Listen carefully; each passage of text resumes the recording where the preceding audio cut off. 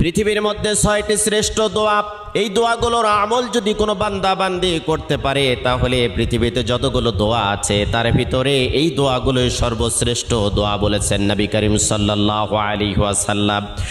কোনো বান্দা বান্দি যদি যতই বিপদে থাক, কষ্টে থাক, দুর্ভিক্ষে থাক, উৎকণ্ঠার মধ্যে থাক না কেন, সকাল থেকে সন্ধ্যা পর্যন্ত যদি কোনো বান্দা বান্দি দরুদ শরীফের আমল করতে পারে, রাতের বেলা যদি দরুদ শরীফের আমল করতে পারে, হাজারো অশান্তির দাবানল থেকে আল্লাহ রাব্বুল আলামিন শান্তি দান করবেন। 1 নম্বরে দরুদ শরীফের আমল করবেন। 2 নম্বরে ইস্তেগফার।